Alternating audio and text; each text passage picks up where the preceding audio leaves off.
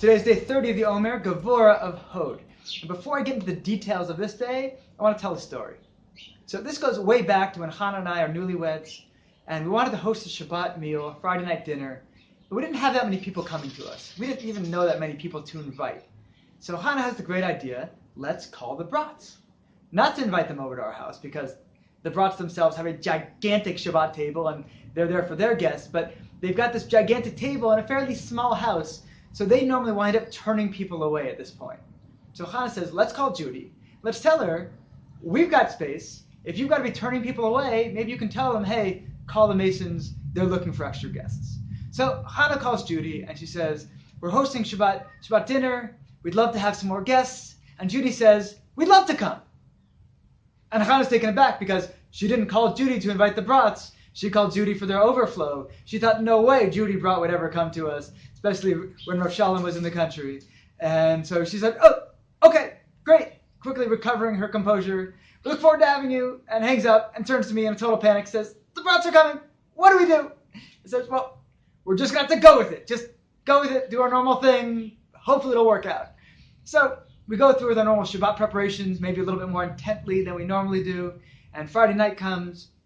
We've got a bunch of people over, and we normally go around and we hear from each person. And it's Rav Shalom's turn, and Hannah introduces him and starts saying what a great rabbi he is and how inspiring he is. And as she's saying this, I'm watching Rav Shalom, and he's cringing. And he literally says, well, maybe I'm not so great. And for a little context, this is a guy who was so uncomfortable with praise that he had said at his very funeral, Rav Shalom was not a tzaddik. Shalom was not a righteous man. It is something that he had his very close friend Barak Holman say at his funeral. And so here he is, he's getting all this praise from Hannah, and he's so incredibly uncomfortable at our Shabbat table.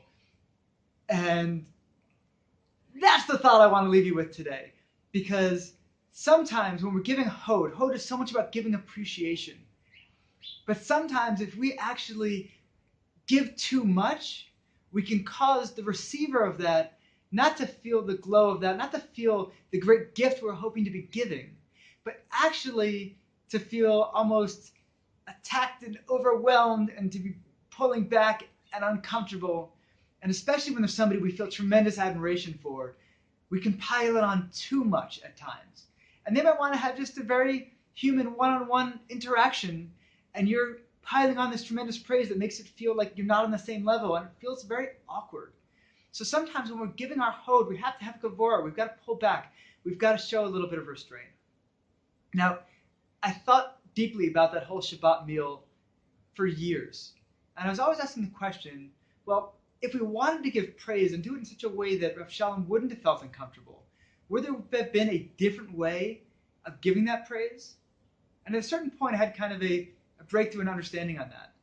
Had we approached the praise differently, had we said, this is Rav Shalom, and we are honored to have him at our table because he has been an inspiration to us, and he's somebody that we have learned a tremendous amount about.